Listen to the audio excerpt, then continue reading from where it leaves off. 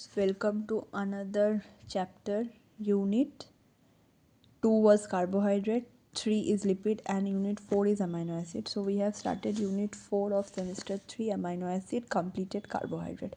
So amino acids क्या होता है, मैं थोड़ा सा बेसिक लिख के रखी हूँ ताकि टाइम वेस्ट यहाँ पे ना हो. Structure that contain both NH2 and COOH group is called aliphatic amino acid. ये तो हम लोगों को पता है कि structure that contain both NH2 group और COOH ग्रुप दोनों चीज़ स्ट्रक्चर में रहेगा, जैसे कि NH2 और COOH ग्रुप, उसे हम लोग कहते हैं aliphatic amino acid. Aliphatic amino acid मतलब अमाइनो एसिड जिसमें एक चेन फॉर्मेट हो. और amino acid are substituents of methane. हाँ, अमाइनो एसिड सब्स्टिट्यूएंट्स ऑफ क्या होता है? मीथेन होता है. क्यों बोल रहा है ये? CH3 मीथेन होता है, वी नो. तो मीथेन होता है CH4, सॉरी, इस कार्बन का 4 बॉन्ड होता है. तो amino acid substituent of methane क्यों होता है? क्योंकि 4 हाइड्रोजन होता है इसके पास, तो वो हाइड्रोजन के जगह एक NH2 बैठा दो, एक COOH बैठा दो और एक H ही रहेगा और एक R. मतलब ये R हम लोगों का डिपेंड करते हैं, ये R चेंज होते रहता है. और उसके ऊपर तुम NH2 और COOH भी ऐड कर दो मीथेन में और एक H रह जाएगा. तो यही ना हुआ हम लोगों का अमाइनो एसिड जी. हाँ, और एक हम यहाँ पे लिखे हैं, ये अमाइनो एसिड नहीं है, ये ऑर्थो अमाइनो बेंजोइक एसिड है. मतलब ये बेंजीन रिंग में ऑर्थो पोजीशन में अमाइनो बेंजोइक एसिड है, ऑर्थो पोजीशन में अमाइन ग्रुप है, तो ये ऑर्थो अमाइनो बेंजोइक एसिड. तो कभी भी इसको तुम अमाइनो एसिड नहीं कहोगे, ठीक है. फिर हम लोग देखेंगे देयर आर, ये पोर्शन सबको समझ में आया? Okay, very good. नेक्स्ट आते हैं amino acids. There are 100 types of amino acid present in our body. तो कितना अमाइनो एसिड प्रेजेंट है हम लोग के अंदर? There are 100 types of amino acid present in our body, ठीक है. पर इसमें पॉइंट क्या है?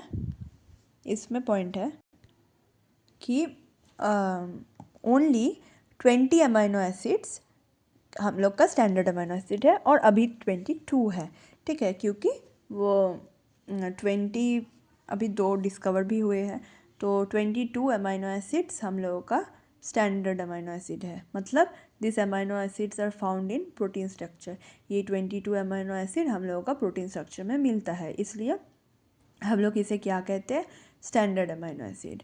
राइबोसोमिकली इनकॉर्पोरेटेड, मतलब ये क्या होता है इसमें, मतलब ये जो स्टैंडर्ड अमाइनो एसिड है इसमें क्या होता है? राइबोसोमिकली इनकॉर्पोरेटेड, मतलब राइबोसोम बाइंडिंग का एबिलिटी होता है इन लोगों के पास, ओके. और जितना भी स्टैंडर्ड अमाइनो एसिड्स है ये सब क्या है? अल्फा अमाइनो एसिड्स है. मतलब यस, अल्फा पोजीशन में ही आपका NH2 रह जाता है, ठीक है. और carboxyl groups and amino group bonded on the same carbon atom, इसको हम लोग कहते हैं अल्फा अमाइनो एसिड. मतलब ये जो सेम कार्बन एटम है इसमें ही अमाइन ग्रुप है और COOH ग्रुप है, ठीक है. तो ये होता है अल्फा अमाइनो एसिड. और ऑल स्टैंडर्ड अमाइनो एसिड, जितना भी स्टैंडर्ड अमाइनो एसिड हम लोग देखेंगे आज 22, वो सब अल्फा अमाइनो एसिड है. मतलब उसका कार्बोक्सिल ग्रुप और अमाइनो ग्रुप सेम कार्बन में बॉन्डेड है, मतलब ये होगा उसका जनरल स्ट्रक्चर, ठीक है. All standard amino acids except glycine exist in 2 enantiomeric form, D and L. तो जितना भी स्टैंडर्ड अमाइनो एसिड्स है एक्सेप्ट पहला वाला अमाइनो एसिड ग्लाइसिन, ये 2 एनोन्यूमेरिक फॉर्म में मिलता है, D और L, ठीक है. तो जितना भी स्टैंडर्ड अमाइनो एसिड है ये 2 फॉर्म में मिलता है, D और L. और हम लोग को तो पता है कैपिटल D और कैपिटल L हम लोग कार्बोहाइड्रेट्स में पढ़े हैं कि